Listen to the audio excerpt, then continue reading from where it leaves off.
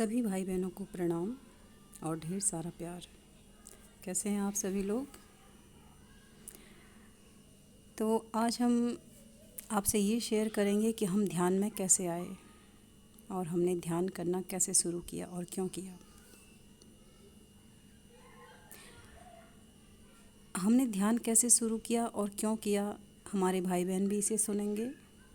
ये बहुत अच्छा प्लेटफॉर्म है जहाँ से हम अपनी बात सही से रख पाएंगे, क्योंकि हमारे भाई बहनों को, रिश्तेदारों को, सभी को हमारे ध्यान से आपत्ति होती है।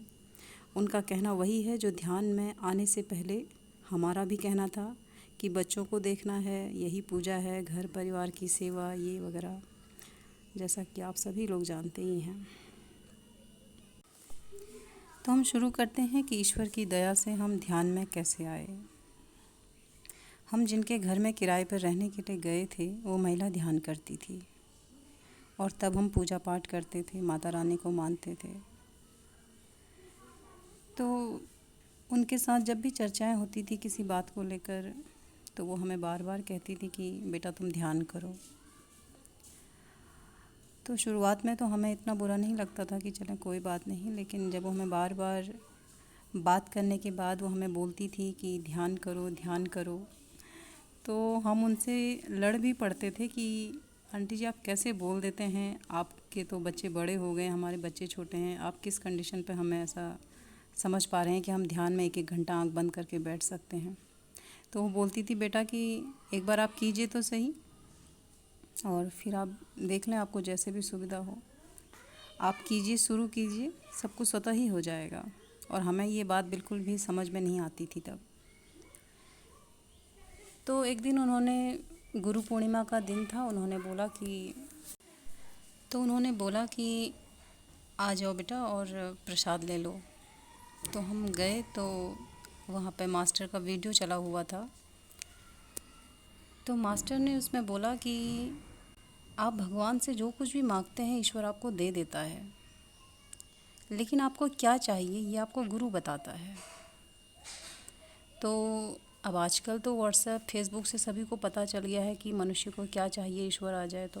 भले ही वो इस बात को समझता है या नहीं समझता है, उससे तो फ़र्क पता नहीं, लेकिन पता है उन्हें कि अब आज की तारीख में इतना ज्ञान उन्होंने ले लिया है व्हाट्सएप से कि ईश्वर आ जाए तो क्या मांगना है। लेकिन हमें उस समय इसका ज्ञान नहीं था और यही दो शब्द हमें यहाँ तक लेकर आए हैं। तो हमें लगा कि हम वीडियो से ही सुनकर ये पता कर लेंगे कि मनुष्य को क्या चाहिए। तो हमने उनसे 2-3 बार वीडियो को रिपीट करने को बोला और हमने बार बार उसे सुना, लेकिन हमें क्या चाहिए का जवाब नहीं मिला। हम सोच रहे थे कि हमें क्या चाहिए यहाँ से पता चल जाए और हम माता रानी से मांग लेंगे, लेकिन हमें उसमें उसका जवाब नहीं मिला। तो फिर हमने प्रसाद लिया और हम सीधा अपने मंदिर में जाके माता रानी के पास बैठे और हमने उनसे पूछा कि आप हमें बता दें कि हमें क्या चाहिए। तो हम आंखें बंद करके बैठे हुए थे, तो पहला ख्याल वही आया कि बच्चों के लिए अच्छा जीवन, पति के लिए स्वस्थ शरीर, ये वगैरह, जैसा कि एक नॉर्मल सी लेडीज़ का रहता है। फिर उसके बाद ऐसा लगा माता रानी हम पर हंसी और उन्होंने बोला कि पिछले जन्म के बच्चे और पति कहाँ गए, उनके प्रति अब यही भाव क्यों नहीं है। फिर इसी तरह से मंथन करते करते, सवाल जवाब करते करते हम भीतर आए। तो उन्होंने बोला कि सबसे पहले इसका पता करो कि तुम हो कौन। तो जब तुम्हें ये पता चलेगा कि तुम कौन हो, तब तुम्हें इस चीज़ को जानना आसान होगा कि तुम्हें चाहिए क्या।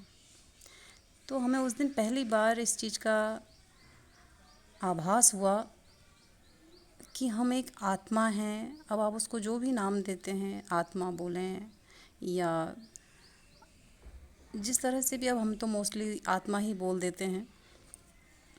तो उस दिन मुझे पहली बार ऐसा आभास हुआ कि हम तो एक आत्मा हैं या हम एक ऐसी चिंगारी हैं जो इतने समय से सफ़र कर रहे हैं।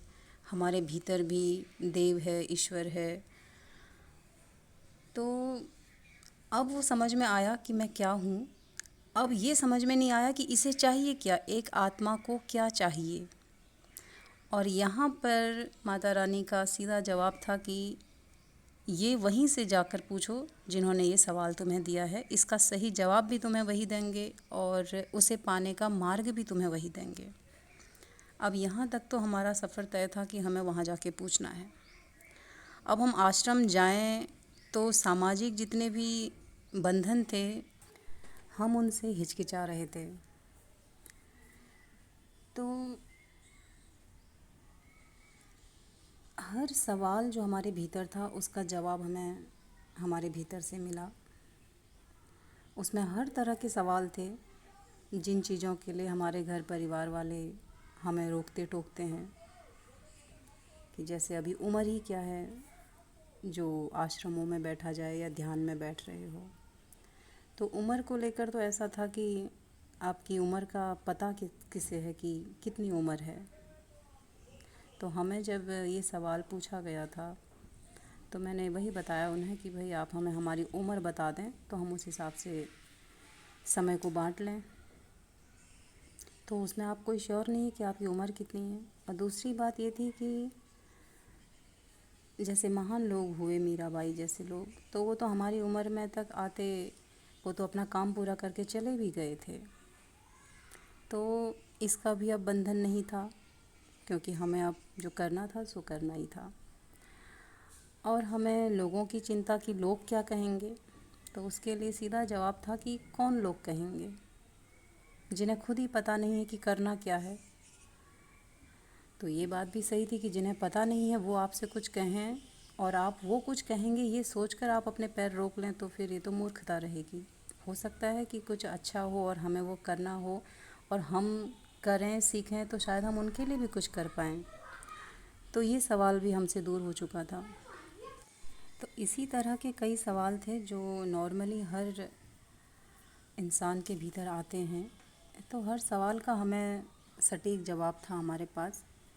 और उसके बाद हमें कुछ चीज़ें जाननी थी, उसके लिए हम एक सामने से और एक आंटी जी आती थी वहाँ ध्यान के लिए, क्योंकि हमने अपनी आंटी से नहीं पूछा क्योंकि वो तो चाहती थी हम ध्यान करें।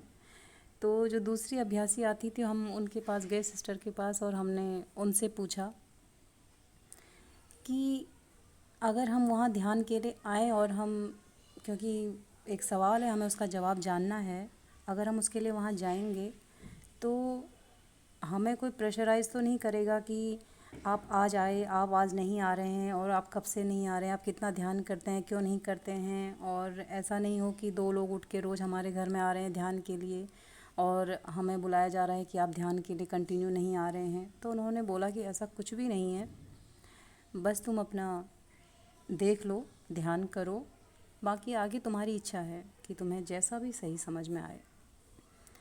तो हम इस बात से भी बेफ़िक्र हो गए थे। और फिर हमने उनसे पूछा कि अब अगला कौन सा दिन है जिस दिन आप लोग आश्रम जाएंगे। तो उन्होंने बताया कि अब नेक्स्ट मास्टर का जन्मदिन आ रहा है और उस दिन हम लोगों को जाना है। तो बहुत ही सुंदर दिन था, ईश्वर की दया से हम वहाँ पहुँचे।